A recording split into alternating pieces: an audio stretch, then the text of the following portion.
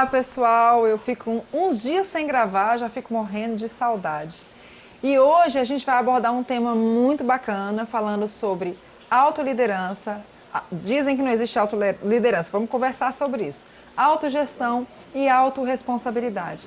Para abordar esse tema, estou aqui com Samuel Marçal, que é coach, advogado, empresário, empreendedor. Veio trazer essa temática aí pra gente e detalhe, vamos abordar um pouquinho aí desse universo juvenil, afinal de contas ele é pai também e desenvolve um trabalho maravilhoso aí com os jovens. Bom dia, Samuel. Bom dia, Kalina, um prazer estar com você aqui de novo. Vamos bater papo. Obrigado por aceitar o nosso convite. A gratidão é toda minha. Samuel trouxe a Ana Raquel. Bom dia, Ana Raquel. Bom dia. Ana Raquel também desenvolve um trabalho dentro da comunidade dela, com os jovens, e é estudante de psicologia, não é isso, Ana Raquel? Isso, é isso mesmo. Pois é, muita coisa para conversar, né? Sim, prazer estar aqui. Obrigada demais por vocês estarem aqui. Prazer é todo nosso. Então, vamos lá, já começando. A gente já abordou, Samuel, várias vezes esse tema liderança que fica parecendo que já está esgotado, mas nunca está esgotado, né?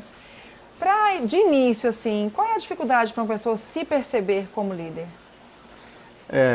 Eu gosto muito de conversar com quem vem tratar do assunto liderança comigo, que no meu conceito, na minha concepção, todos são líderes. Nenhuma pessoa não lidera. E você começa liderando a você mesmo, né? Então, uma das questões que a gente percebe é que a grande dificuldade das pessoas se sentirem ou se perceberem líderes é o peso das responsabilidades. Quando alguém fala assim, olha, eu não sirvo para ser líder, e a gente aprofunda o assunto, a pessoa fala, não, dá muito trabalho, é muita responsabilidade, as pessoas não entendem. Aí eu inverto a pergunta e falo, tá, beleza, e você saberia se liderar? Porque é impossível alguém não evoluir na vida sem conseguir se ver como alguém a ser liderado. Então eu sou chefe de mim mesmo. E a grande dificuldade é que se dá trabalho liderar os outros, e se liderar, será que não dá trabalho? Quando você fala dessa autoliderança, você está falando, na verdade, também de autogestão, né? Porque eu tenho que ter capacidade de ter gestão sobre a minha vida, que nem sempre é fácil. Autogestão e autorresponsabilidade, elas vão caminhar sempre quando a gente fala de liderança pessoal, né? A autogestão é a capacidade de você ter uma meta, estabelecer uma meta, identificar qual o método para alcançar aquela meta e determinar a métrica que vai te ajudar a perceber se o seu método funciona para que aquela meta seja alcançada. Então a autogestão funciona nesse caminho, meta, método e métrica. Se você não tem capacidade de entender se você está mais perto ou mais longe de alcançar essa meta, está faltando gestão, está faltando você desenhar quais são os parâmetros que vão te ajudar a caminhar naquela direção e entender se está mais perto ou mais longe. Agora, tem um probleminha aí, porque maravilhoso quando eu falo de cumprimento de tarefas. Tudo de bom, né? É uma coisa que o coaching traz muito. De você clarear uma situação, trazer clareza sobre algo que eu quero, que às vezes eu nem sei direito o que eu quero. Né? Às vezes, quando a gente pega um coaching, né, ele vem com coisas muito abstratas. Ah, eu quero ser feliz. Eu quero ser realizado no trabalho. Quero a paz mundial, né? Igual as misses. Mas, na verdade, o problema da autogestão é que ela não tem a ver só com o cumprimento de tarefas. Não. Porque tem a questão emocional também. Então, às vezes, eu sou desafiada a fazer algo, mas tem uma coisa lá atrás que me impede de fazer, que me impede de entrar em ação, né? Ou ter a melhor performance que eu poderia ter. Tem a questão do medo, do temor, né? Vou dar conta, não vou dar conta, vou fazer bem, não vou fazer bem. O auto-julgamento, né? Isso. Não dou conta, não é por aí? É por aí sim. E aí vem aquelas máximas, né? Não é só o que eu faço, é como eu faço e por que eu faço, né? Não é só o que eu quero fazer, é como eu quero fazer e por que eu quero fazer. Então, a situação atual e a situação desejada, né? As pessoas olham para a situação desejada com ambição, com sonho, com glitter, com luz e tal. Mas quando você vai falar para ela, bom, como é que você está hoje? Aí a pessoa já escurece a luz, já enxerga com tom cinza, já sente dor, já passa pela vergonha. E a autogestão é você olhar primeiro para a sua situação atual, para que você se perceba na situação desejada. Bom, eu quero estar lá desse jeito ou eu quero estar lá evoluído? Como é que a gente vai fazer esse caminho? O como vou fazer esse caminho é o barato do negócio, porque é aquilo que eu falei, se fosse só cumprir tarefa, tava ótimo, né? A gente cumpria dava aqueles passinhos lá e ia dar certo. Eu lembro que a primeira vez que eu gravei uma palestra para o Fórum Nacional de Coaching, cara, foi um mês de procrastinação. No dia eu tinha dor de barriga, eu ficava deprimida, eu falava assim, como é que eu vou gravar com essa cara? Alguém ouve, alguém triste, pelo amor de Deus. E eu acordava numa bad total e eu falava, não vou gravar hoje. Aí teve um dia que eu expulsei todo mundo de casa. Me deixem só. Falei, me deixem só, eu vou fazer. Vixe, mas eu acordei numa bad. Eu falei, não vou conseguir gravar esse negócio nunca. Então é aquela coisa, né, do frio na barriga, do vou dar conta, e a crítica, né, a autocrítica. E aí é que o negócio pega. E aí entra a autorresponsabilidade. Né? Entra a autorresponsabilidade, porque medo e dor faz parte de qualquer... Do momento que o espermatozoide encontrou o óvulo, começou dor e medo. Né? Ambiente inóspito, domínio nenhum da situação, multiplicação celular. Quer dizer, você passa a ser você a partir daquele encontro. Aliás, você passa a ser você a partir do encontro daquelas duas pessoas que te formaram. Porque houve um momento de prazer ali. Né? Então, se eu começar a pensar na minha vida como um momento de prazer, como resultado de boas coisas, isso me faz começar a enxergar a dor da caminhada de uma maneira mais leve, porque toda caminhada tem dor. Se você for correr 1,5 km hoje, você vai sentir dor muscular. Se você for passar uma noite estudando, você vai sentir dor, você vai ter sono, você vai ter dor nas costas. Se você for abordar aquela moça que você estava apaixonado, aquela moça abordar aquele rapaz por quem estava apaixonado, vai gerar dor de barriga, dor de cabeça, vai dar febre. Né? Então a expectativa gera essas pequenas dores. Mas a autorresponsabilidade é a capacidade de você olhar no espelho e falar, e aí, eu vou ou não vou? É verdade. E a autogestão vai dizer, eu vou, mas eu vou assim. Né? E a autoliderança é, meu irmão, tá com medo? Vai, mas vai com medo mesmo.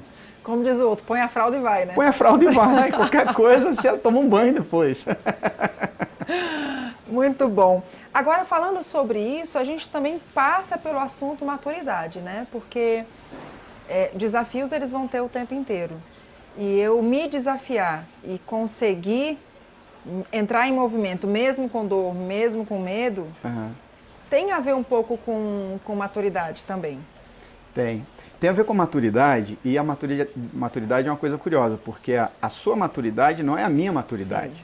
Maturidade dos meus pais não é a minha, a maturidade dos meus filhos ou da minha filha não é a minha. Então eu estou maduro para esse desafio ou estou fazendo Ctrl+C, Ctrl+V de alguém para esse desafio? Né?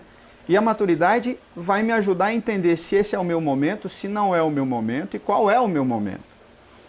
E aí a ambição acompanha a gente, porque maturidade e ambição são fantásticas quando elas se complementam, né? E os resultados vão aparecendo. Então, se eu tenho consciência da minha idade, do meu aprendizado até aqui, dos sonhos que eu tenho e das realidades que eu trago, se eu consigo organizar isso direitinho nas suas caixinhas, a probabilidade de eu começar a ter mais acertos do que erros é maior. Mas o erro vai sempre me acompanhar. Sim. Né? Porque o acerto é fruto de tentativas. Né? E alguma dessas tentativas, algumas vão não dar certo. Nossa, muito legal você colocar isso, Samuel. Eu dou aula, né, na Escola Nacional de Seguros, dou aula na pós-graduação e dou treinamentos também. E uma coisa que eu sempre friso, eu falo, gente, o erro faz parte do processo. Eu não sei porque cargas d'água a gente assumiu um medo tão grande de errar. Porque a gente aprende por tentativa e erro. Não tem outro caminho. Eu falo, olha, se você se lembrar, você pensar como você aprendeu a falar, como você aprendeu a andar de bicicleta. Sim. A dirigir, fazer controle de embreagem. Gente, você dirige, Ana Raquel? Tô começando agora. Então, não é pavoroso? Você fala assim, como que alguém faz controle de embreagem? Nossa, como? É horrível. Eu lembro de uma vez que eu peguei o eixo monumental no sinal. Aí eu saía com o carro apagava. Aí saía com o carro apagava. E eu só via pelo retrovisor um monte de carro vindo e eu falava, eu entrei num desespero, eu falei, não vou conseguir sair daqui. Desenho animado. Né? E por fim, na 5ª tentativa, eu consegui sair. Mas tem outro jeito de aprender alguma coisa, de fazer alguma coisa? Fala um pouquinho pra gente, Ana Raquel. Olha, eu concordo totalmente com você. O erro faz parte do processo. Muitas vezes a gente só aprende errando e eu tive várias experiências com isso, né? Que eu só aprendi na marra, errando, mas que me fez crescer muito. Me fez criar maturidade e aprender sobre aquilo que eu precisava. Por exemplo, a questão de dirigir um carro não é fácil no começo. Andar de bicicleta não é fácil no começo. Você precisa ir errando para aprender, né, em algumas situações. Porque muitas vezes eu percebo, e eu fui muito assim, adolescente, jovem, tenho uma dificuldade muito grande de ouvir. Então vem alguém mais velho e fala, olha, não faz desse jeito, eu já errei, já faz dessa forma. E não, você insiste em ir lá e errar e não ouvir. Isso é ruim, mas o erro faz parte do processo. Seria melhor, sim, se a gente ouvisse, se a gente tivesse a mente um pouco mais aberta, não ficar só na nossa caixinha e não querer ouvir as pessoas mais velhas, porque a gente acha que o que eles passaram não tem nada a ver com o que a gente passou, a gente está em outra fase. Claro, muitas coisas mudaram, mas a maioria das coisas, as pessoas que são mais velhas, nossos pais, nossos avós já passaram. E a gente ainda insiste em permanecer não ouvindo. Mas errar faz parte do processo, faz com que a gente aprenda, a gente crie maturidade. Acho que isso é muito importante. E eu queria aproveitar uma fala do Samuel, porque você falou sobre que a maturidade ela é diferente para cada pessoa. Uhum. E você desenvolve um trabalho com jovens, a Ana Raquel participa também a liderança lá. E como é que é trabalhar essa maturidade nessa faixa etária de 12 a... Lá 17 anos. 12 a 17 anos. Uhum. Como é que é isso? Eu gosto de usar o exemplo da hierarquia da área de vendas. Eu sou um homem de vendas, adoro vendas, minha formação é toda em vendas. E a hierarquia de vendas, ela sempre te atribui uma nova responsabilidade a partir do momento que você ampliou sua zona de conforto, né? Então, uma pessoa chega no departamento comercial de uma empresa, ela vai aprender a dominar a empresa, depois dominar o produto, depois técnicas de vendas, depois abordagem do cliente.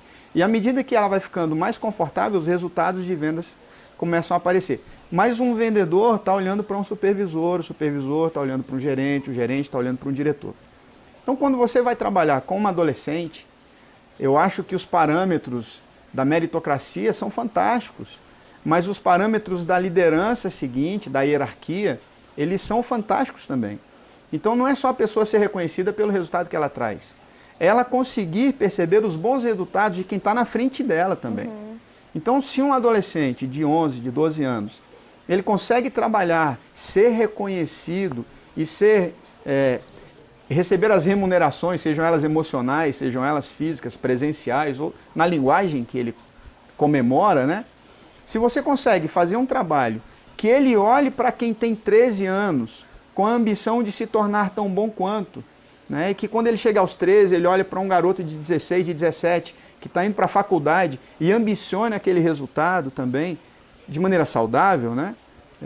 As coisas vão evoluindo. Eu acho que a geração fast food sofre hoje, porque, vamos pegar o exemplo de uma rede de sanduíches, né? Você tem certeza que se você for nos Estados Unidos ou em qualquer outro país, aquela rede de sanduíches vai te dar o sanduíche com o mesmo sabor. Isso é bom, porque aquela empresa trabalhou para uma gestão de qualidade.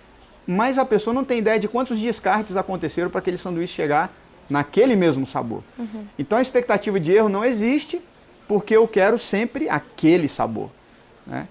Se eu não levo para um adolescente que a qualidade ela é resultado de descartes, que ele precisa diminuir os descartes, mas que eles vão acontecer, ele não vai lidar com erro. Ele vai sempre querer ser o Ctrl-C, Ctrl-V do cara da frente. E isso não é ambição, né? Isso é querer roubar o brilho do outro. E eu entendo que nos dias de hoje existe uma dificuldade dos adultos de compartilharem isso com os mais jovens. Porque os mais jovens estão vendo os adultos quererem copiar e colar o da frente. E aí tem a dança de cadeiras, você tem o roubo do brilho do outro, você tem a fogueira de vaidades, e isso é educação. Se não existe essa educação, os resultados não acontecem. Raquel, você trabalha, então, fala um pouquinho do seu trabalho com os jovens. Então, apesar de eu ser nova, eu tenho 19 anos, eu trabalho com liderança de adolescentes de 14 a 17 anos. Trabalho com essa liderança, liderei muito tempo o Ministério de Teatro e Dança, lidero ainda, e isso envolve adolescentes mais novos também, de 12 a 17.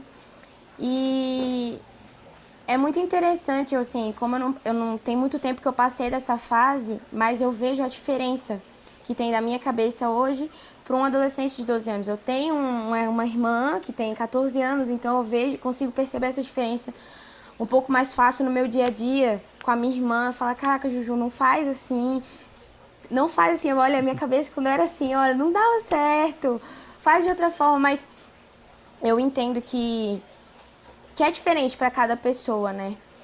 E quando meu pai estava falando sobre isso, sobre os mais velhos, a gente vê os mais velhos fazendo Ctrl+C, Ctrl+V, eu percebo muitas vezes também a falta de motivação deles conosco.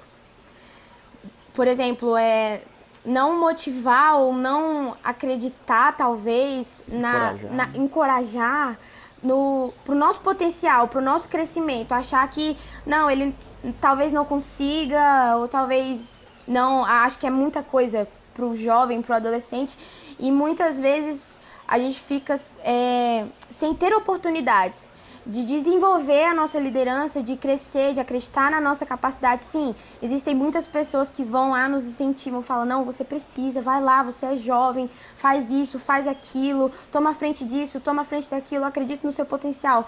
Mas a gente vê também muitos adultos não acreditando nisso.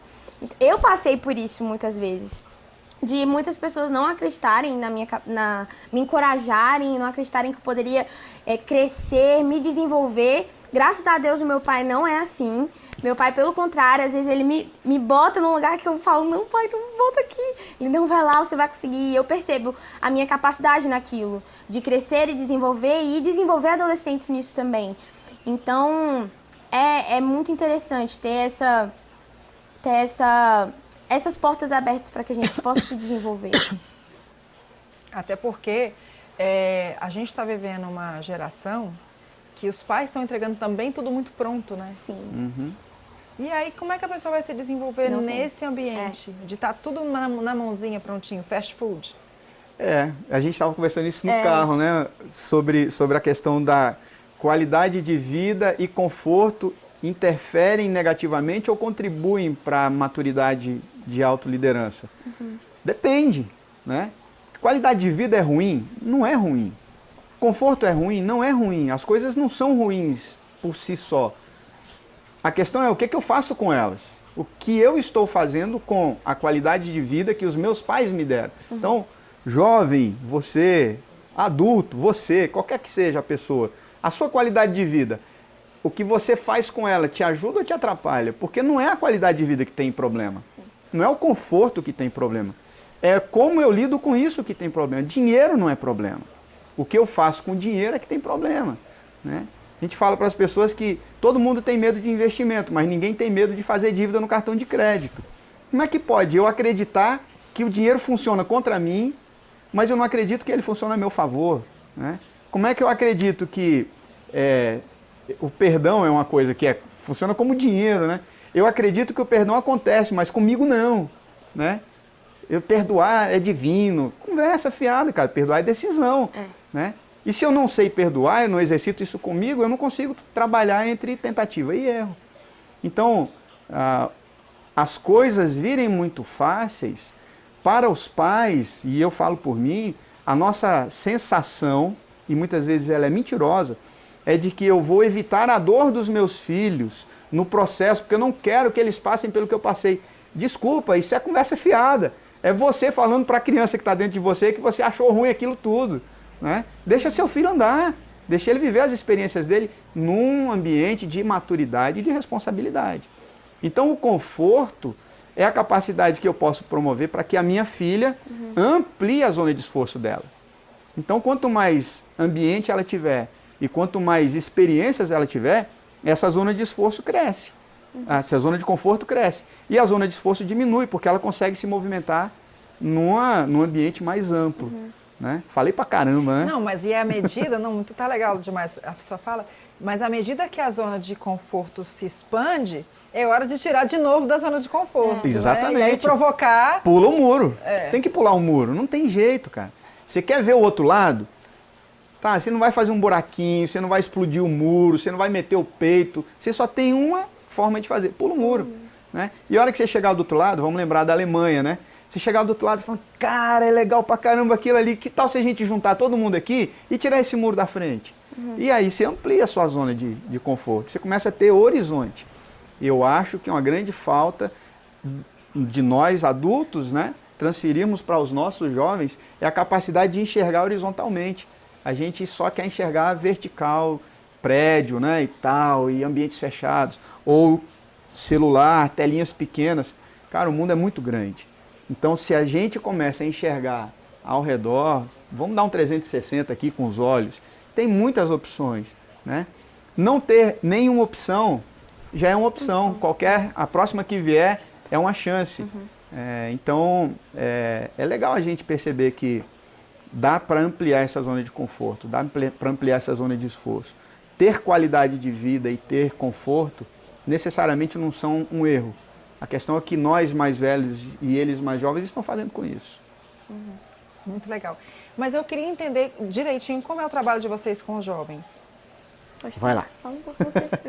Eu sou apaixonado pela juventude. Eu digo que a minha experiência começou com a minha mãe. Minha mãe e minha avó sempre adoraram trabalhar com crianças. Meu pai morreu, eu tinha 2 anos. Então eu vi minha mãe e minha avó como educadoras, foram professoras.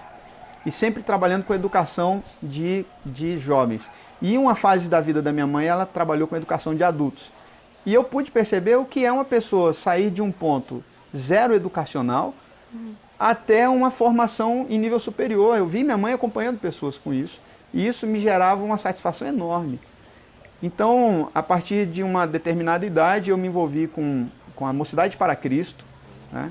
Eu era bem jovem quando eu conheci o trabalho que era feito nas escolas, clubes bíblicos, né? Mas não era só isso, você incentivava as pessoas a trabalhar em educação financeira, teatro, dança. E eu vi essas pessoas que hoje são meus amigos, grandes psicólogos, grandes formadores, advogados, profissionais fantásticos. E olhar para isso que aconteceu nos deixou com essa vontade de promover para os nossos filhos e para os nossos jovens uma oportunidade que a gente teve, né? Então, eu gosto de trabalhar com a juventude sempre num viés de liderança, num viés de autorresponsabilidade e de autogratificação saudável, né? Que é a capacidade de eu me elogiar, de eu reconhecer os meus acertos, a motivação é minha, o encorajamento é do outro para mim, mas o motivo quem tem sou eu. Então, de lembrar sempre quais são os motivos. Ainda que a gente viva num mundo que é igual ontem, a gente presenciou aí uma barbárie, né, no interior de São Paulo, jovens morrendo, como aconteceu lá no CT do Flamengo, e por aí vai, muita juventude perdendo vidas, né, ou muita juventude não aproveitando a vida. Poxa, onde está o erro?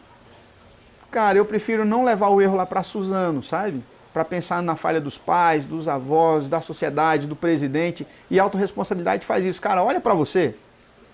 Então, qual é a minha parte que eu estou fazendo, começando no meu núcleo principal? Então, com as minhas filhas. O que eu estou fazendo para que as minhas filhas, como jovens, tenham uma evolução? E a partir desse grupo delas, do núcleo delas, de que forma eu contribuo? Né? Então, meu trabalho com juventude, eu gosto de focar nisso. Olha, almeje chegar no ponto que alguém está na sua frente, mas prepare o lugar que você está para que alguém queira ocupar, né? Então você tem 12, 13 anos, deixe esse momento seu para que alguém tenha como referência e veja que é possível estar bem aqui nesse ambiente, não importa o cenário de onde ela vem, ela pode estar aqui. A gente vê tantos jovens que não tiveram uma estrutura familiar atingindo resultados fantásticos. Por que isso acontece? Né? E muita gente que tem um monte de estrutura fazendo um monte de besteiras. Então eu me desafio sempre a trazer isso para um trabalho com jovens. Cara, queira ser o seu melhor na sua fase e fazer o seu melhor na sua fase. Reconheça também isso. Acho que é isso. Bom, eu acho que o que me incentivou muito a trabalhar com jovens também, com adolescentes, foi ver, eu cresci numa família que sempre trabalhou com pessoas. Minha avó, minha tia, meu pai descobriu sobre a paixão de desenvolver e capacitar pessoas. E eu sempre observei muito isso. Eu sempre fui uma pessoa muito sociável. Eu sempre gostei muito de pessoas. Eu sempre gostei muito de gente, de estar no meio da galera. Eu gosto de pessoas, eu gosto de contato com as pessoas. Não foi à toa que eu escolhi cursar psicologia, porque eu gosto de estar com pessoas, de capacitar pessoas. E eu fui descobrindo ao longo do tempo que eu gostava disso, que eu gostava de ouvir as pessoas, de conversar com as pessoas, de ensinar aquilo que eu tinha aprendido. E comecei muito nova, ainda mais ou menos na faixa etária das mesmas pessoas que eu liderava, a liderar as pessoas. E fui descobrindo que eu gostava disso, era disso que eu gostava. Eu tive a oportunidade, quando eu ainda estava no meu fundamental, de ter contato com a MPC, que é a Mocidade para Cristo, e foi através dela que eu formei com uma amiga minha o primeiro clubinho no colégio, estudava no colégio público, e foi lá que eu tive o primeiro contato de estar com pessoas num núcleo cristão, e isso foi crescendo, essa vontade foi crescendo, e quando eu fui para o meu ensino médio, estudar no Batista, eu tive contato com pessoas maravilhosas, onde a gente aprendeu muitas coisas. A gente teve contato com o Fire, que é do Gilberto, que ele é o maior líder de clubinhos de faculdades, né? E no meu ensino médio eu conheci a Agir, que é a agência do Impacto Radical. Dentro dela existem vários acampamentos de despertamento espiritual, de desenvolvimento com pessoas também. E eu fiz o primeiro acampamento que eu fiz deles foi o Team Impacto, que é voltado para adolescentes. E foi lá que eu descobri e falei, caraca, é disso que eu gosto, é isso que eu quero, é isso que eu gosto de trabalhar. Logo depois eu fiz o Impacto Radical, e que foi onde eu descobri a minha paixão por missões, por falar daquilo que eu acreditava, daquilo que eu vivia, e aí eu falei, cara, eu preciso passar isso para as pessoas. Então eu descobri muito disso, que me incentivou foi a minha família, e muito daquilo que eu tive contato na minha escola, nas escolas onde eu passei. Eu fui descobrindo que a minha paixão, que era estar com pessoas, que era desenvolver pessoas também, que era capacitar pessoas, que era liderar. Eu gosto muito de estar emparelhada com as pessoas, de estar com adolescentes. Descobri minha paixão por adolescentes porque a minha fase não é muito, muito longe deles, e eu consigo ter uma linguagem muito legal com eles, de conseguir conversar, de conseguir aconselhar, de conseguir ouvir. Isso é muito bom. Não que eu tenha uma experiência enorme, mas eu tenho muito incentivo dos meus pais, da minha liderança, e eles me ajudam muito nisso, de saber como conversar, de saber como desenvolver. Então eu vou aprendendo e passando daquilo que eu vou aprendendo. Então eu acho que é isso, eu fui me apaixonando. Ana Raquel, o que você viveu de melhor nessa estrada, né, cuidando, estando lá no Team Impacto e tal, e o de pior, ou seja, o que te trouxe muita frustração e o que te trouxe muita alegria? Consegue lembrar de uma experiência assim? Olha, o que me trouxe muita alegria, e sempre vai ser, é ver de onde Deus tira as pessoas e o crescimento delas. Eu acho que isso é o que me traz mais alegria, porque o que me trouxe mais alegria é ver de onde eu saí, né, pai? Uhum. E aonde eu tô agora. Isso me emociona, porque muita coisa que eu passei, né? Então isso me alegra muito, de ver a minha capacidade de acreditar naquilo que eu posso ser. Isso é muito gratificante, me alegra muito. E me alegra muito ver pessoas perto de mim, tendo a oportunidade de crescer também. E isso graças ao meu pai, que me incentivou muito. Então isso é muito bom. E o que mais me entristece, o que mais me entristeceu, cara, não sei se teve algo assim que me frustrou,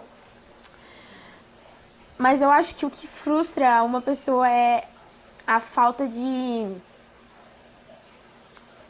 das pessoas acreditarem na pessoa. Isso frustra. Isso você vê muito isso à frente desse muito. trabalho? Eu passei por isso.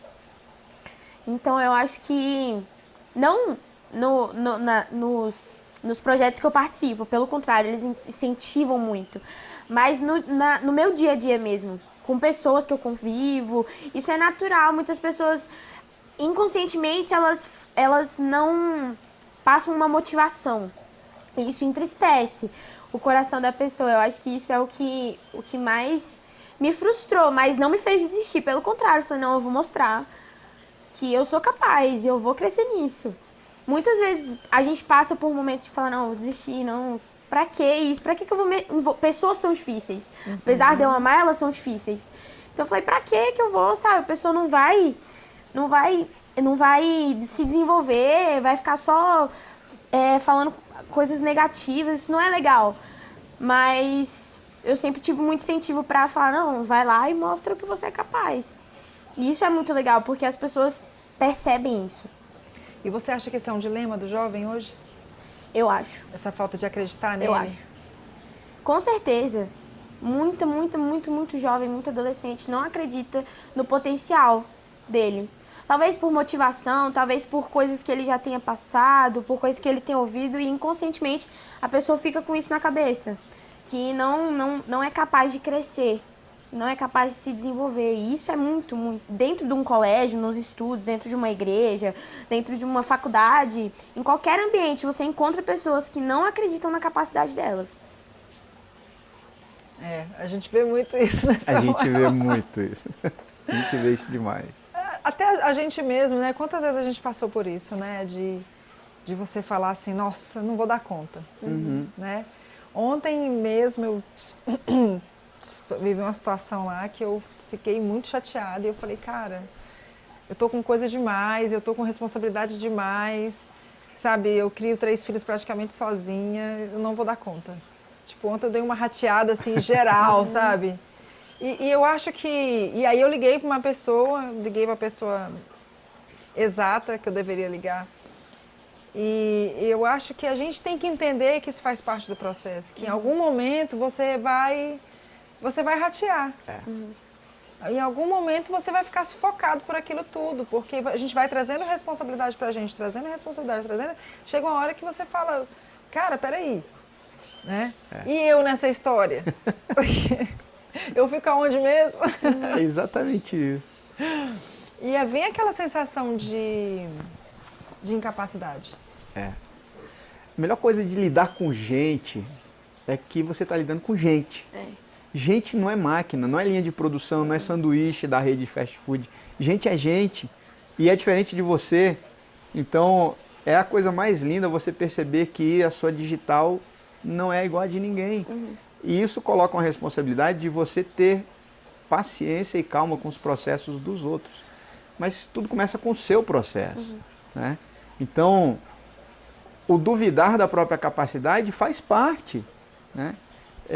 Não acreditar que tem força suficiente faz parte. O cara vai para a academia, ele não faz ideia do que o corpo dele vai ser levado a fazer e ele não consegue visualizar o que o professor dele diz. Ó, você vai pegar isso aqui daqui a 2 meses e você vai colocar aqui sem fazer força. A pessoa não acredita nisso. Ela precisa passar pelo processo de preparação, né? Então, ter ajuda é parte da autoliderança, é parte da autogestão, é parte da autorresponsabilidade. Buscar ajuda é natural, né? Ninguém é uma ilha. A gente vê um monte de música falando dessas coisas, né? Não dá para viver sozinho. Você pode buscar ajuda e é importante buscar ajuda. No espiritual, sim, também. Buscar ajuda de Deus, buscar ajuda na sua fé, mas buscar alguém e falar, cara, tá difícil.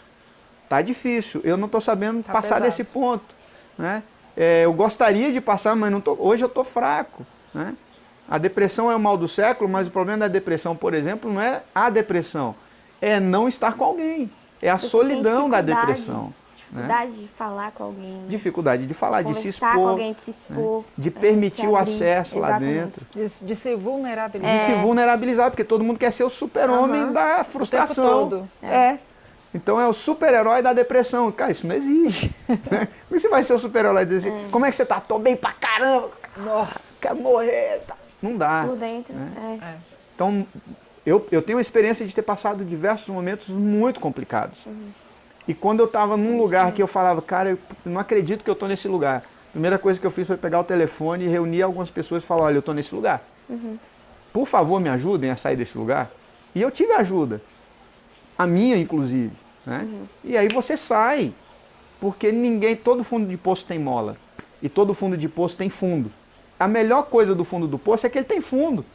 Porque aí você começa a pular para cima. Né? E você vai descobrir que a forma de chegar lá em cima é um caminho que você já conhecia, que você passou descendo. Então a subida não é um caminho desconhecido. É possível sair do fundo do poço. Tranquilo. Dá para sair. É interessante essa analogia com o fundo do poço, porque assim, quem está lá no fundão, olha para cima, tudo escuro, e fala assim, caracas, isso aqui não tem saída não, não tem jeito não. Mas quando você começa, como você falou, né, que eu conheço a trajetória, porque eu desci, então eu vou ter subido, né? Aí você vê que não é tão difícil assim. É só dar um passo de cada vez e ter paciência, né? Falando sobre liderança, e aproveitando esse momento Tim que a gente está aqui, que eu achei bem legal, sabe? Obrigado por vocês virem, porque a gente não tinha feito essa abordagem ainda. E eu moro com meus 3 meninos, né? Como eu falei, eu crio meus 3 filhos e tal. E de vez em quando eu dou umas sortadas assim, sabe? Normal, você é gente. E é muito engraçado, porque na hora que eu surto, aí um assume a liderança. Opa, a mamãe não tá legal. Nossa, é sempre assim. Aí um toma a iniciativa de alguma coisa e começa a fazer, e já começa a resolver as coisas e parar. Aí quando eu olho, tá tudo resolvidinho, tá tudo certinho. Eu falei, Só surtar. Então dá, né? Não sou eu, não, né? Dá pra dividir, né? É isso. É por isso que, só enfatizando, é que a liderança é um fenômeno. Você começou falando que todos nós somos líderes. O meu filho de 23 anos, ontem ele assumiu a liderança. Peraí, tem alguma coisa errada acontecendo, mamãe não tá legal, e assumiu. E a minha filha também de 15 e tal. Foram líderes naquele momento. Sim. A mística é a seguinte, a palavra líder, ela remete a referências que são estereotipadas. Então as pessoas veem um líder como uma pessoa de armadura, guerreiro, presidente, existe um estereótipo. A questão é que a liderança, ela tem nuances. Então você tem uma pessoa com um perfil de liderança gestora, você tem um perfil de liderança administradora, você tem um perfil de liderança executora, você tem um perfil de liderança idealizadora, sonhadora. Existem nuances das lideranças.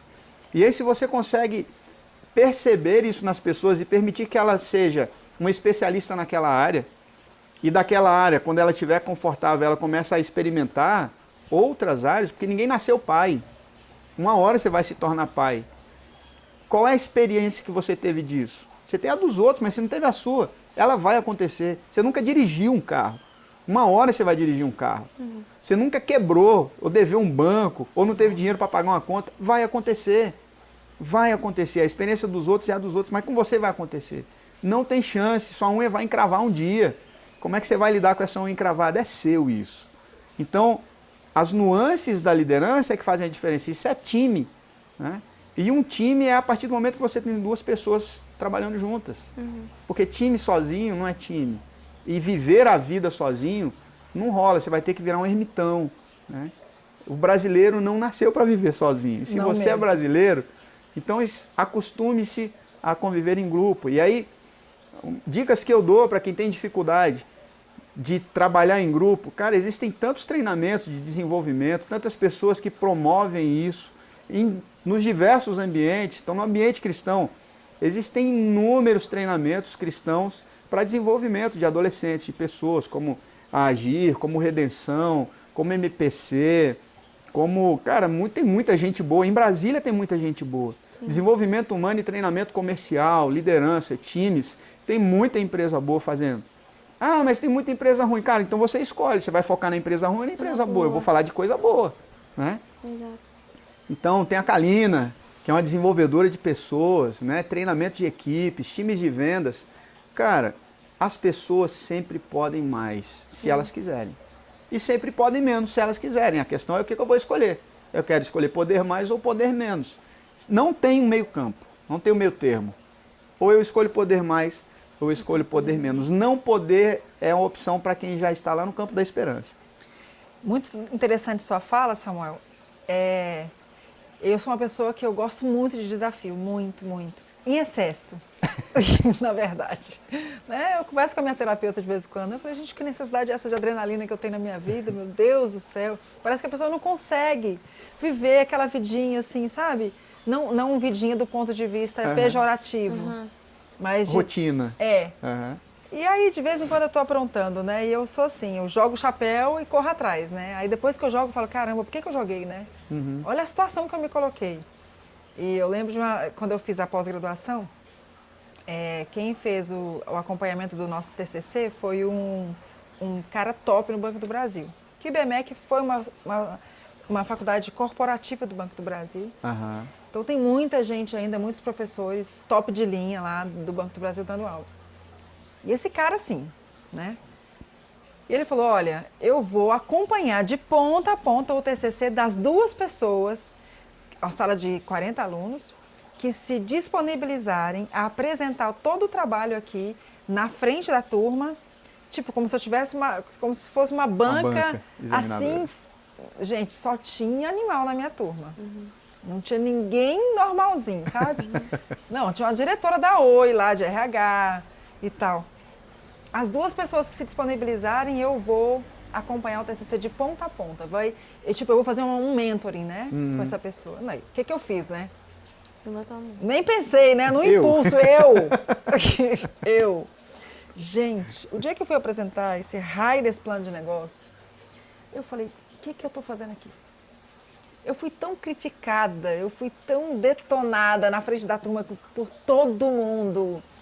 Sabe, que eu falei, gente, o que eu tô fazendo aqui? Por que eu faço isso comigo? Qual o objetivo disso? Pra que isso? Qual é a necessidade de você se colocar na vitrine? Pra ninguém atirar pedra, né? Mas depois que passou essa experiência horrível, né? Eu percebi o quanto foi, assim, só pra resumir a ópera, eu abri a Sinergia em seguida. Olha que legal. E ele me ajudou a fazer o plano de negócio da Sinergia. Olha que legal. Que legal. Assim, ele nem tinha que fazer, porque eu tinha feito o plano de negócio para outra coisa.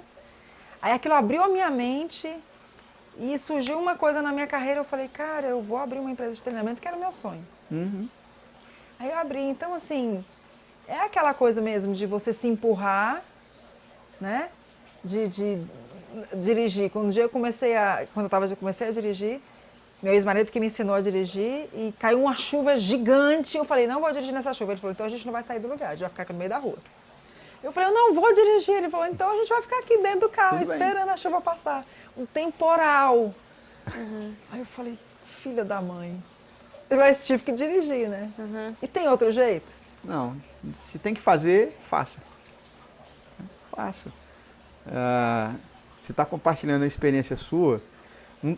Eu tenho um motivo de orgulho das minhas filhas, e aí eu vou aproveitar a presença da Ana Raquel aqui, porque ela e a Júlia são...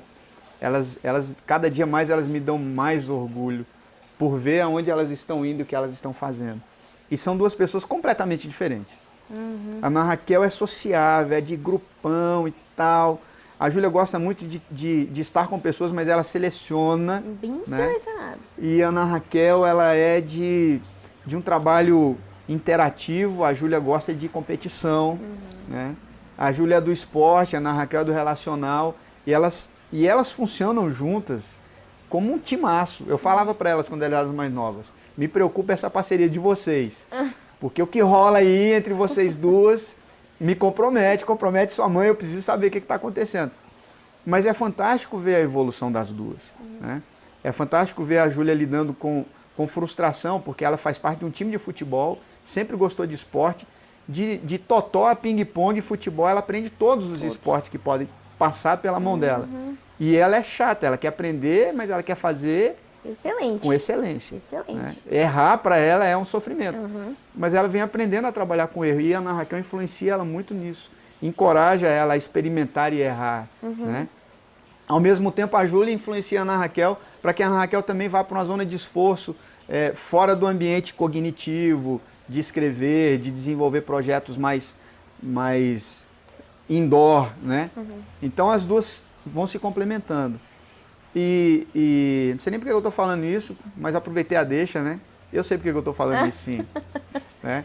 Mas partindo da sua deixa da experiência do dirigir, como empresário, como empreendedor, eu quebrei feio 2 vezes. Mas quebrei muito feio. Né? Num dia, 18 de dezembro de um determinado ano, eu recebi uma notícia e daquele dia, 18 para o dia 19, eu estava quebrado. Foi um dia para quebrar. Né? Em janeiro, a nossa vida toda tinha mudado. A gente tinha apartamento, escola particular, 2 carros, uma vida estruturada. No começo de janeiro, eu estava morando com meu sogro, não tinha mais nenhum carro, filhas na escola pública e a gente no telefone pendurado, tentando conseguir vagas, e 0 expectativa. Né? Cara, o que a gente resolveu fazer? Viver. Né? E experimentar sair daquela situação. E foram 2 vezes feias que isso aconteceu. Quando eu tive uma outra oportunidade de passar por um ambiente parecido, eu consegui evitar a quebradeira. Né? Como? Eu busquei ajuda.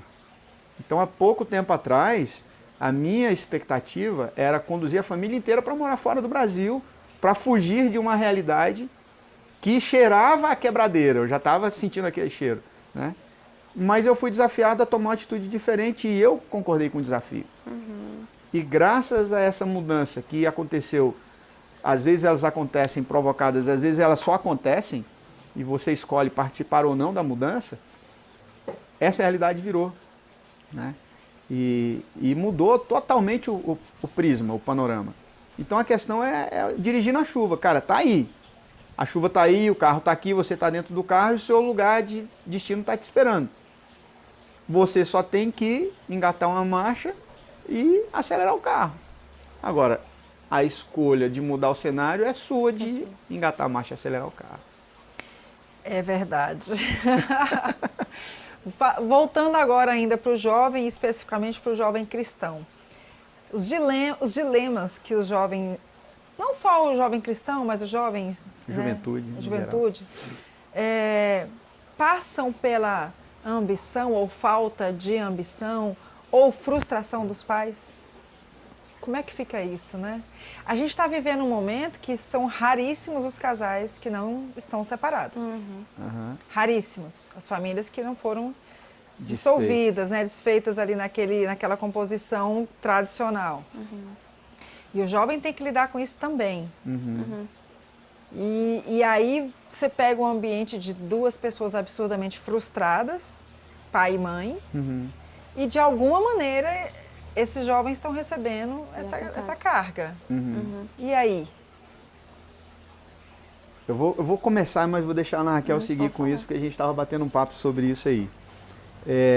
Você falou de ambição. Eu gosto sempre de botar 2 pratos da balança quando eu falo de ambição. Eu boto ambição num prato e eu boto ganância no outro. Porque ajuda a gente a perceber qual dos 2 seria um problema. Eu não acho que a ambição é um problema. Ambicionar é saudável. Ambicionar é você querer estar melhor e fazer coisas melhores. O problema, na minha opinião, é a ganância. Porque a ganância é a sede de ter aquilo que não é seu ou de se apropriar daquilo que está na mão de outro, né? Sem estar pronto para estar lá. Então, ambição e ganância caminham juntos, mas são diferentes. Então, poxa, o dilema do jovem está na posição dos mais velhos. Eu percebo que a juventude tem lutado com a falta de congruência, né? Então, congruência é eu pensar uma coisa e falar o que eu estou pensando. E na educação, se eu sou incongruente, a minha filha vai pegar isso em segundos. Porque ela me conhece. Ela sabe se o que eu estou falando é realmente o que eu penso. E aí os filhos não estão preocupados, né, se os pais se separaram ou se estão juntos. Pode acontecer isso? É ideal que aconteça? Não é ideal que aconteça, mas pode acontecer? Pode. O problema todo é se isso está acontecendo, o antes, o durante e o depois, num ambiente de incongruência. Porque o que os jovens esperam é que os pais sejam congruentes com eles, consigo mesmos e com eles. Existe essa congruência e o jovem cristão faz muito essa comparação. E aí quando eu falo cristão, eu falo dentro de um conceito de país cristão, porque a gente tem a raiz católica muito forte também. Então não é só o cristão protestante. A consciência de Deus, do amor de Jesus na vida da pessoa passa pela congruência. Errar faz parte. temos que buscar famílias saudáveis, sim. Né? Mas e se eu vier a faltar e ficar só minha esposa? Se eu morrer? Ou se minha esposa vier a faltar e só ficar eu? E se um de nós dois, esposo e esposa, nós não nos separamos, mas um de nós sofreu uma doença grave e ficou incapacitado e depende do outro para seguir a vida? Os meus filhos vão me ver trabalhando com congruência? Isso ajuda eles a seguirem em frente? Né? O casal se separou por N motivos. Os seus filhos percebem congruência na relação?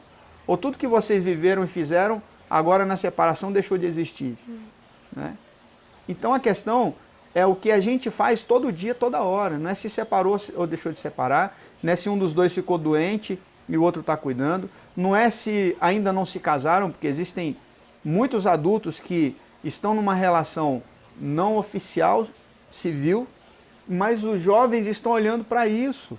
Né? Os jovens estão olhando para um político que é zero congruência. Né? E aí a gente não vê mais tantos jovens buscando uma posição superior. Não é porque eles não almejem isso, é porque eles não veem que aquele ambiente é um ambiente congruente.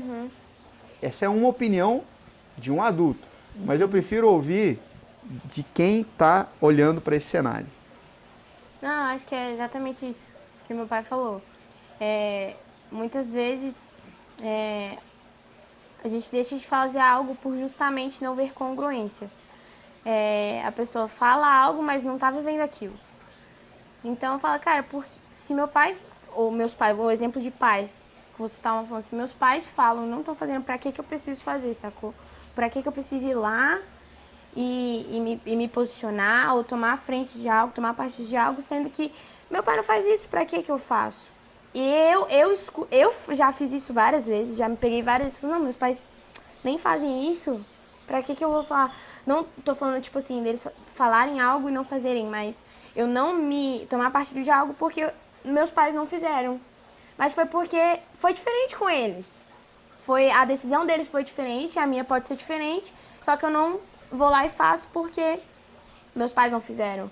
E eu escuto muito isso de adolescentes, principalmente mais novos, de 12, 13, 14 anos, que eles vão deixar de fazer algo ou não vão acreditar em algo porque não deu certo com a família ou porque a família não se posicionou em relação a algo. Muitas vezes, falando de divórcio, muitos jovens e adolescentes acreditam que não vão ter um casamento bem sucedido porque na família o histórico de divórcio é muito grande.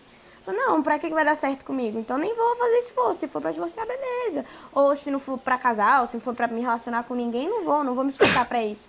Não quero isso. E pode acontecer sim, do casal se separar, se divorciar, mas não é porque isso aconteceu com eles que isso necessariamente vai acontecer com você. Não vai dar certo com você porque aconteceu perto de você. Mas é natural, infelizmente isso é natural, a gente acabar não acreditando por conta disso, por conta do contexto. Não só em divórcio, mas em qualquer coisa. Por não dar certo com pessoas próximas da gente, a gente acredita que aquilo não vai dar certo com a gente também. Então, a pessoa acaba não se esforçando para que aquilo possa dar certo. E muitas vezes, por não ter dado certo com pessoas próximas, quem cria a pessoa com pai, avó, tios, muitas vezes aquela pessoa que cria o jovem ou o adolescente não acredita mais que aquilo possa dar certo também. Porque não deu certo com ele. Então, não vai dar certo com você não, nem faz, nem tenta. Então, a pessoa já não se motiva e não recebe motivação ao redor. Então, a pessoa não consegue fluir, não consegue crescer. E aí, não existe a congruência no ambiente. Então, a pessoa não vai pra frente. Muito interessante o que a Ana Raquel está colocando. E eu gostaria de deixar um recadinho agora para as pessoas que estão nos assistindo. Pais, né? Mulheres, homens, pais que eu digo, gênero, né? Mamães, papais, por favor, não repassem as suas frustrações para os seus filhos, né? Porque isso acaba sendo uma coisa meio recorrente. Né? Eu me divorciei há quase 3 anos e por mais que no início a gente venha com aquele sentimento de frustração, de raiva e tal, eu procurei me policiar muito para eu não falar mal do pai dos meninos. Afinal de contas, ele é o pai, né? É uma questão de respeito, né? E hoje eu procuro, e eu fui trabalhando isso em mim para que eu pudesse passar a melhor imagem possível do pai dos meninos para eles, porque se ele não foi o marido que eu esperava, isso não tem nada a ver da relação filho, paternidade. E hoje a gente tem uma relação maravilhosa de amigos e tal, de respeito, porque eu entendo que essa parceria, se Deus quiser, é para sempre. Né? Porque eu pretendo ir antes dos meus filhos. Então, eu pretendo ficar por aqui, né? E meus filhos continuarem. Então, pais, por favor, assim, não mães. A mulher faz muito isso, né? A tal da alienação parental, ficar usando os filhos, né? Para poder... Por favor, gente, a gente é adulto, né? A gente teve a oportunidade de viver a nossa vida, a nossa experiência. Deixa eles viverem a deles, experimentarem a deles, se frustrarem também, mas percorrerem o caminho deles. É verdade. É verdade, e vou pegar uma carona nisso que você está falando, porque as experiências da vida adulta, elas se tornam peso se a gente não transmite encorajamento para o jovem. Então, se você teve frustração no trabalho, por exemplo, existem adultos que os pais não incentivaram a fazer o curso que gostaria de ter feito superior. Aí a pessoa vai e não faz. Existem adultos que os pais não encorajaram a ir além profissionalmente. Aí eles não foram. E aí, quando você tem filhos, a tendência é que você repita essa dose. E aí tudo que eu digo que eu não quero ser, eu me especializo nisso. E quanto mais eu digo que eu não quero ser, melhor eu estou sendo em não ser mesmo. Né? E eu vou falar só sobre isso. E aí você estabeleceu um livro grande de regras de como não ser aquilo que você não quer não ser. Né? E você vira um especialista no seu erro. Então, você não atingiu o seu máximo profissionalmente, nos seus estudos, você está vivo. Que tal tentar uma nova experiência e permitir que o seu filho, que a sua juventude, que as pessoas que estão em volta de você, experimentem o bom, porque essa história de a gente não ter filtro para o viva a sua experiência, não, cara, vai lá fumar seu cigarro de maconha, vai lá experimentar seu entorpecente, viva uma vida sem regras, viaje sem saber se tem dinheiro, consuma tudo que tiver de ruim no mundo, mergulhe na internet e só veja porcaria. Cara, isso não tem nada a ver com liberdade, isso tem a ver com irresponsabilidade. Isso tem a ver com falta de congruência, isso tem a ver com falta de planejamento, autogestão, autoliderança e autorresponsabilidade. Porque quem está envolvido nesse ambiente sabe, inclusive, que está errando na hora que está cometendo o erro. E aí ela consegue falar, cara, eu quero isso. Né? É bom para mim isso. Funciona nesse ambiente. Essas pessoas que estão aqui, nesse rame-rame, elas estão crescendo? Porque o ambiente ser bom não quer dizer que as pessoas cresceram. Só está dizendo que o ambiente é bom. Então, um monte de gente lá em São Paulo, lá na Cracolândia, cara, para eles aquilo lá é bom. Em um momento não era, mas ali é bom. Tirar de lá é desconfortável. E o mesmo acontece com você. Né? Quantas vezes uma coisa que você vê como uma falha sua, e aí jovem, adolescente, criança, adulto, isso serve para todo mundo. Eu tenho uma falha, oportunidade de melhoria. Você consegue escrever isso num papel, é isso aqui meu problema. Cara, quantas vezes esse problema te impediu de ir além? Quantas vezes essa situação tirou de você pessoas, ou está tirando, ou ainda vai tirar, tirou, está tirando ou vai tirar oportunidades? A questão é, o que você quer fazer com isso? Quer continuar com isso? Né? Jesus é uma referência fantástica, porque Jesus via isso nas pessoas e falava assim, cara, isso aqui, cego, né? Por exemplo, curas físicas. Pô, é cegueira que é o problema? Beleza, a cegueira eu tirei. Agora vai lá, lava o rosto dessa lama aí que eu fiz com cuspe, né? Vai o cara andar com a cara cuspida até lavar o rosto. E Jesus chegava para um cara que estava aleijado e falava, ó, sua fé te salvou. Levanta e anda.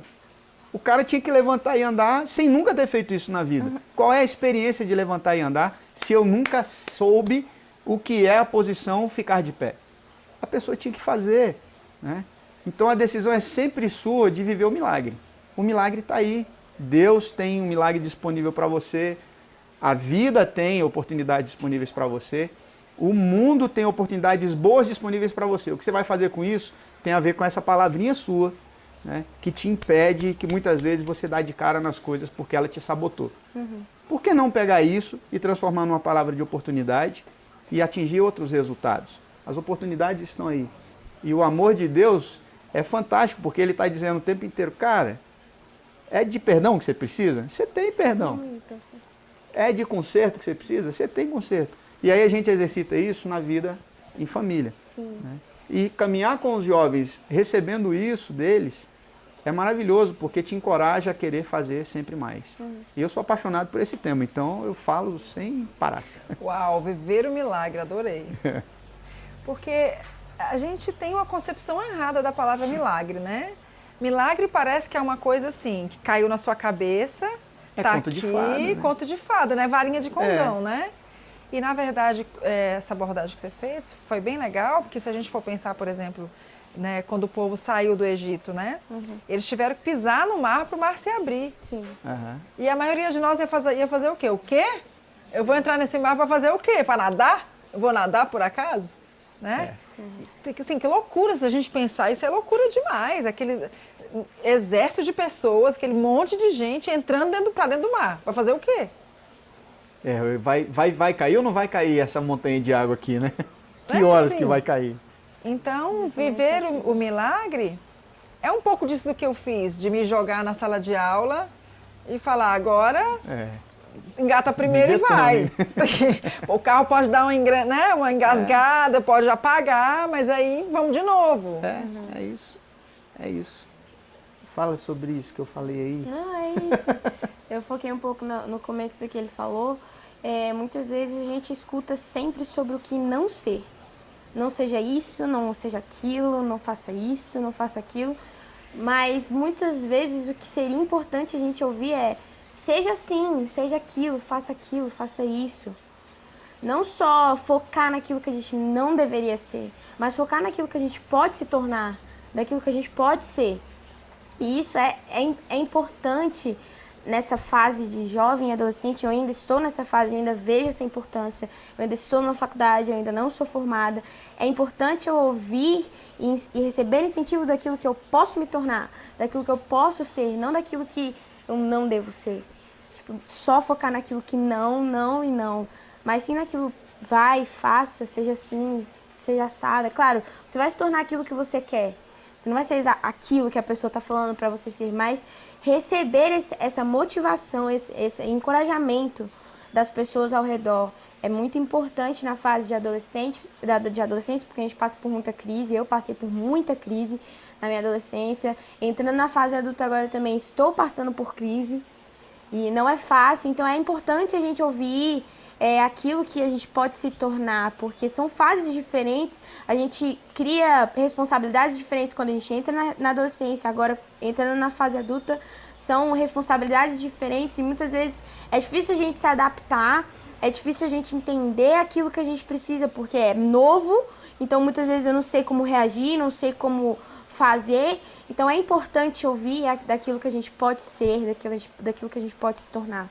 Isso é legal. Muito legal essa abordagem da Ana Raquel, porque tem até um livro que eu li que fala alguma coisa dos seus pontos fortes. E ele traz assim um erro da nossa cultura que aponta muito o negativo, né? Desde o ensino médio. Você vai para a escola, você tem matemática, física, química, biologia, geografia e história, inglês e português. E aí, geralmente, quem é muito bom em matemática, nas exatas, não vai ser tão bom nas humanas, né? Porque são lados diferentes do cérebro que você vai utilizar. E aí, o seu filho tira um notão em matemática e vai mal em português. Aí você chama ele para conversar por causa da prova de português. Fala negativo.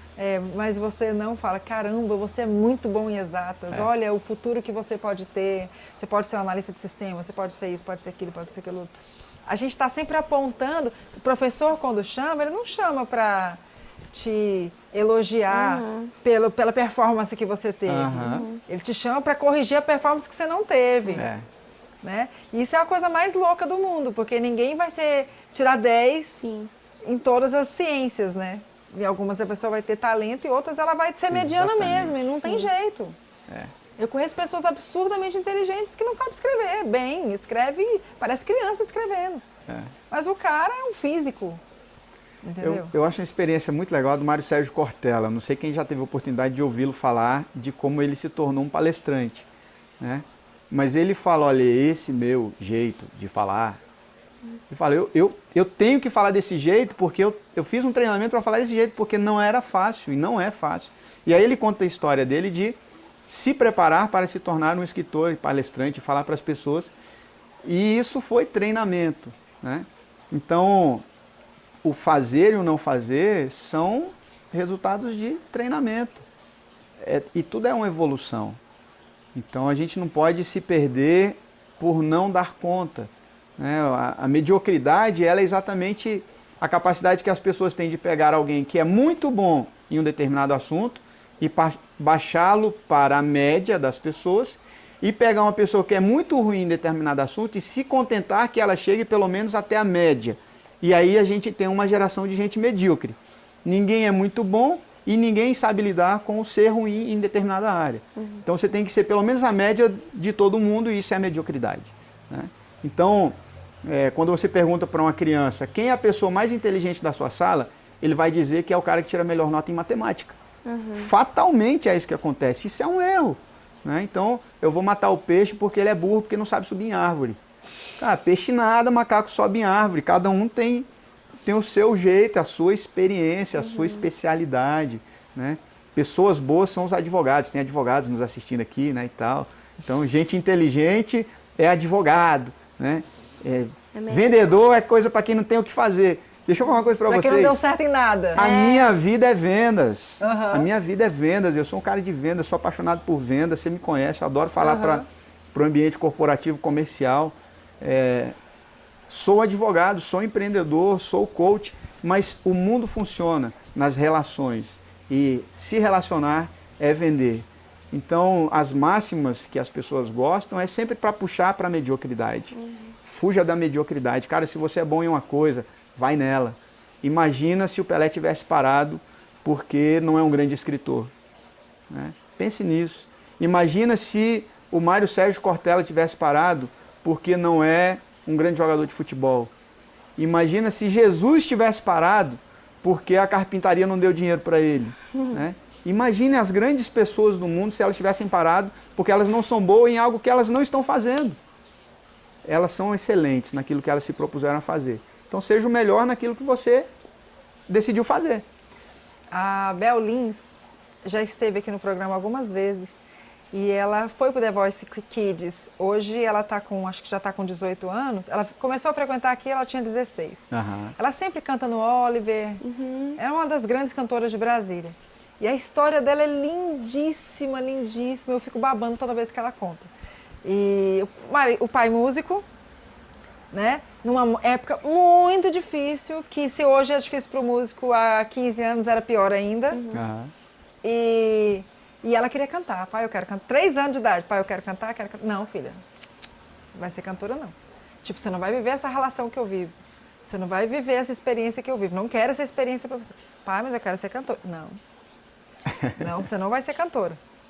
E aí, o que ela fazia? Ela era tão obstinada que ela ficava treinando em casa, porque ela falava, um dia eu vou ter oportunidade. E eu vou estar pronta. Quando essa oportunidade aparecer a menor, eu vou estar pronta. E ela ficava em casa treinando, estudando, estudando, estudando. E aí, ela estudava músicas em inglês. O que ela fazia? Billie Jean, ela escrevia Billie Jean com D mesmo. Ela escrevia do jeito que ela falava. E ela decorava a letra todinha em inglês, assim, imagina a dificuldade. E um belo dia, o pai dela foi, o Kiko Santana foi tocar, e ia com o filho, que era maior que a Bel. E era um público grande, quando o filho dele viu o tamanho do público, ele amarelou. E ele já tinha anunciado o menino. Ele falou, não vou não. Não vou entrar nesse palco aí de jeito nenhum. Cara, a Bel falou, opa, agora. Tô pronta, sou eu. Aí ele, não, eu ensaiei, eu estudei em casa sozinha, o senhor não viu, mas eu estudei. E ela entrou e deu um show. Sabe, assim, a obstinação daquela menina, ela veio aqui com 16 anos, eu falei, você dá aula para qualquer coach do planeta. Ela Eles foram cantar na casa da doutora Janete, do Sabin. E ela cantando inglês desse jeito, né? Pequenininha, 5 anos. Bromation. Aí a doutora Janete ficou muito encantada com ela muito pequenininha, cantando em inglês, tudo errado, mas tudo bem, para não ser errado. Aí ela falou, Bel, você quer alguma coisa? Ela falou, eu quero um suco. Né? Criança espontânea, foi lá, pegou o suco e tal. Aí ela falou assim, Bel, tem alguma coisa que você queria muito fazer que você não pode fazer? Ela, tem, eu quero estudar inglês. Ela falou, fala pro seu pai passar no meu escritório na segunda-feira. E aí ela começou, isso ela já estava com 5, ela começou a estudar com 5 anos de idade. Hoje ela fala fluentemente, as pessoas de embaixada querem trocar ideia com ela e tal, porque ela é completamente fluente. E é uma cantora excepcional, uma cantora que se destaca no cenário de Brasília e tal. Mas assim, essa motivação, né, desde criança é isso. Ambição. Ambição e de alguma maneira o pai tinha uma frustração, mas ele conseguiu passar por cima daquilo e não impediu o sonho dela de acontecer. Que é o que a gente está falando. Essa história dela é fantástica, porque ela representa a ambição. A ambição é ela querer ser o melhor que ela teria que ser, que é ao contrário do outro prato da balança. Qual a palavra que eu usei? Ganância. Ambição e ganância. Ganância é eu vou ser melhor que meu pai. Eu vou mostrar para ele que eu vou ser melhor do que ele. Ele vai pedir, vai pagar para mim. Né? Isso é ganância, né? Mas não, ela ambicionou ser e estar pronta para quando a oportunidade aparecesse. E aí apareceu, você estava pronto. Porque o ganancioso, ele vai ficar esperando o outro se dar mal para ele tomar o lugar. Exatamente. Aí isso não vai acontecer tão rápido, mas a ambição te põe lá. E o Tony Robbins, né, tem uma frase clássica dele que eu adoro, que ele fala que a sorte é o encontro da preparação com a oportunidade. É isso. Cara, se a oportunidade de vir aí, se você não estiver preparado, esquece. A sorte vai passar direto, vai passar batido. É isso, é bem isso mesmo. Pessoal, estamos caminhando para o final. Eu queria que vocês deixassem um recadinho para o nosso público. Ana Raquel. Deixa o seu recadinho primeiro. Para os jovens que estão te assistindo, Ana Raquel, o que você tem para dizer para eles? Sempre acredite na sua capacidade. Sempre tente se desenvolver, crescer naquilo que você acredita que você é bom. Não desista. Permaneça, prevaleça, persista naquilo que você acredita, persevere naquilo que você acredita, no que você pode melhorar, no que você pode crescer, assuma seus erros, entenda que aquilo é um processo, você precisa passar por ele, mas que através dele você vai crescer, você vai criar maturidade e sempre se encoraje as pessoas que estão ao seu redor, seja exemplo, seja espelho para as pessoas que estão ao seu redor, porque eu sei que você está assistindo a gente, vai crescer, você vai a lugares altos. Olha o pai babando. Muito. Caramba, muito. 19 anos tá assim, imagina aí, Samuel. Vou botar o foguete, Samuel. Gente, foguete. Muito bom, maravilhoso. Meu recado é, se você acredita no amor de Deus, pelo amor de Deus, não desista. Não desista. Acredite no amor de Deus, acredite que você é uma criatura maravilhosa, que foi planejada muito antes do seu nome. Já parou para pensar que o seu nome estava sendo discutido antes de você nascer, talvez antes do óvulo encontrar o espermatozoide ou o espermatozoide encontrar o óvulo. Seu nome estava sendo discutido. As pessoas falavam de você, olha a importância que você tem. Então Deus cuidou de você desde esse momento. Faça um bom uso daquilo que você tem, da sua vida. Pare de desistir, pare de se sabotar, pare de não querer se conhecer, pare de não perdoar, perdoe. Faça sempre as coisas com foco no positivo, encontre saídas. Pare de procurar desculpas, porque quanto mais você procurar desculpas, mais você vai encontrar desculpas. Se você para de procurar, você para de encontrar. E aí as coisas vão acontecendo. Então, meu incentivo para os jovens, observe os exemplos dos mais velhos, sim. Eles têm boas coisas para te trazer. Sim. E o que eles não alcançaram é porque eles não tiveram a oportunidade que talvez hoje você tenha. Ninguém vai te dar o que ele não tem. Então, se você esperar das pessoas algo que elas não têm, você não vai conseguir. Receba o que elas têm. Ainda que tenha te feito mal, aproveite que você tem, que é a capacidade de perdoar, perdoe e siga em frente. Os resultados vão aparecer. E vai ser fantástico ter uma geração lá na frente, nesse país, fazendo a diferença, sem querer copiar os maus hábitos que algumas pessoas vão deixar. Deixe os maus hábitos de lado, construa bons hábitos e não desista nunca. Você é muito amado. Isso é da sua conta. Ótimo o programa do Samuel. Bem, eu quero dizer que Samuel falou, jovens ouçam os mais velhos, E eu quero dizer o contrário. Nós, né, Isso. pais, ouçam seus filhos. Eu tenho a felicidade de ter 3 filhos, adolescentes, entre juventude e adolescência, né, de 23 a 12 anos. E hoje eu me sinto uma trainer muito capacitada porque eu tenho um treinamento em casa, diariamente. Então, assim, eles estão muito mais conectados, estão muito mais lá na frente, né? E como eu aprendo com eles todos os dias. Eles me rejuvenescem, eles me fazem ampliar meu pensamento, abrir minha mente. Então eu sou muito, muito feliz de ter esse treinamento em casa todos os dias. Eu acho que é por isso que eu não envelheço, gente, não vou envelhecer nunca. Eu também não, não. E eu queria aproveitar a oportunidade também para pedir perdão, porque ontem foi um dia difícil. Eu falei coisas que não deveria ter falado, eu pensei coisas que não deveria ter pensado. E Deus é tão maravilhoso para mim, nos dá tantas coisas, tantas oportunidades todos os dias. E as dificuldades, é certo que elas sempre virão, sempre. A Bíblia fala que no mundo tereis aflições, né? Jesus nunca garantiu vida de conforto para ninguém. Mas ele falou para ter bom ânimo. Mas ele falou para ter bom ânimo. E ontem foi um dia que eu não tive bom ânimo. Então eu quero pedir perdão, Papai do Céu, e todas as consequências que as minhas palavras possam ter nesse universo. Fantástico. Que elas sejam canceladas, porque Fantástico. a minha fé, a minha mentalidade, ela está muito acima de tudo aquilo que momentaneamente eu expressei. Possa ter soltado. Mas, né, Shakespeare fala, né, que existe muito mais coisas, né, entre os céus e a terra que a nossa boa filosofia possa entender. E João também fala, né, os meus pensamentos são maiores que os vossos pensamentos. Mais profundos. Né, são muito mais profundos. Então, maravilhoso terminar um programa como esse. Gratidão. Obrigada. Lindo, maravilhoso. Fui extremamente fortalecida. Espero que muitos pais assistam, porque precisa falar sobre isso, né, Samuel? As famílias, ainda que elas vivam momentos de crise, né? Famílias que já não estão, os pais já não estão mais juntos, ou que um dos pais veio a faltar, ou famílias que são mononucleares, ou famílias onde os filhos estão longe dos pais e os avós é que educam. Gente, família é família. A sua posição é familiar. Não existe filho sem pai, não existe pai sem filho, né? Então, funcionem em sintonia, funcionem em sinergia, escutem e conversem. Isso faz toda a diferença. Acreditem nas conexões, elas funcionam, né? Ainda que você não tenha o aprendizado que o outro tem, e a nossa juventude é extremamente conectada, a informação chega mais rápido. Jovem, não se julgue mais importante que alguém só porque você tem mais informação. Informação não é conhecimento. E pais, por não terem informação, não abandonem o conhecimento, façam uso disso, vale a pena a gente transferir conhecimento. Cora Coralina fala disso, que a pessoa é muito mais feliz quando ela ensina o que aprendeu, né? E compartilhem.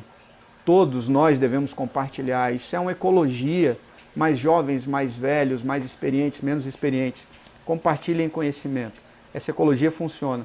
E onde tem amor e tem perdão, tem futuro. O meu incentivo é esse. Maravilhoso. Pessoal, obrigado, gratidão. Demais por estarem aqui. Gratidão Um prazer. imensa. E até o próximo programa. Beijo grande.